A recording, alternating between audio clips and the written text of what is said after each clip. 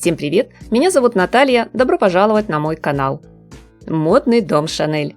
Коллекция легендарного французского бренда осень 2025, зима 2026 стала громким финальным аккордом в завершающий день показов недели моды в Париже. Пока мир замер в ожидании новой линейки от Матье Блази, любимца публики и бывшего художественного руководителя Bottega Veneta, разработкой нынешней коллекции занималась творческая команда. Сегодня креативная студия Chanel, взявшая на себя управление после ухода Virginie Viard, преподнесла мастер-класс, как правильно сохранять ДНК великого бренда. Все началось уже с приглашения в виде коробки, обернутой черной атласной лентой и завязанной в элегантный бант. Данный знаковый элемент определил сценографию шоу, а в модных образах это был не просто аксессуар. Он царил повсюду, задавая романтическое и даже поэтическое настроение будущей осени, балансируя на грани строгости и кокетства. Объемные, ажурные, плетеные, в технике трамплей, в форме ювелирных изделий, да, что-то давно мы с вами, друзья, не видели на подиуме такой концентрации бантов. Хотя черный бант всегда был одной из визитных карточек дома Chanel. Сама Габриэль любила носить его и как декор на платье, и как галстук-бабочку, и как украшение для волос. Нынче слаженная дизайнерская команда бренда в качестве главной идеи коллекции определяет эту простую, на первый взгляд, изящную ленту. Поэтому неудивительно, что в роли ключевого арт-объекта на модном шоу оказалась именно лента. Длиной в 368 метров, только, конечно же, не из черного атласа, а из металла, она деликатно окружила часть выставочного пространства и по спирали взметнулась к стеклянному куполу.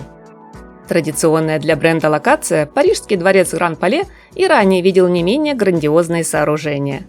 Ракета, казино, супермаркет, парк развлечений с каруселью или пляж с бунгало и вышкой для спасателей. Даже был почти настоящий айсберг и приличная копия Эйфелевой башни. Но сегодня в центре внимания лента, которая то завязывается в декоративный бант, то извивается по одежде змейкой в виде контрастного принта. Помимо этого, хочу отметить такой важный прием в создании модного образа, как многослойность в союзе с оптической иллюзией. Многие луки дополняют прозрачные фактуры – тюль, органза. Они не только меняют характер наряда, но и диктуют визуально иные пропорции. До боли знакомые комплекты из твида легкая, почти невесомая ткань превращает то в очаровательное платье с воланами, то в накидку кип, то в дуэт нежной блузки и юбки макси. Твид, атласная лента, банты – это, конечно же, неизменные герои бренда. Но дом Chanel не был бы Chanel, если бы не включил в коллекцию жемчуг. Он сыграл не только ведущую роль в декоре одежды и в украшениях, но и стал конструктивной частью обуви, сменив традиционный каблук ботильонов на увеличенную в разы бусину-шар. Жемчужные ожерелья невероятных размеров явно намекали на вновь набирающую силу модную тенденцию, а именно склонность к максимализму в деталях. Чего только стоят бусы из громадных жемчужин, которые модели носили наискосок, словно выпускные ленты. К слову, одна из бусин в этом аксессуаре оказалась самой что ни на есть настоящей сумкой. И здесь мы вновь наблюдаем присутствие полярности трендов. Во всяком случае, сумочный ряд тому подтверждение. Помимо классики Chanel, сумки кроссбоди на ремешке-цепочке, еще найдется и мега-размера стеганый клатч, и вместительная сумка-портфель, есть необычный вариант в форме банта и популярная в этом сезоне удлиненная версия «Восток-Запад». Но самое главное, бренд вновь вводит моду на мини, а точнее на микросумки. Что хотелось бы сказать по итогу?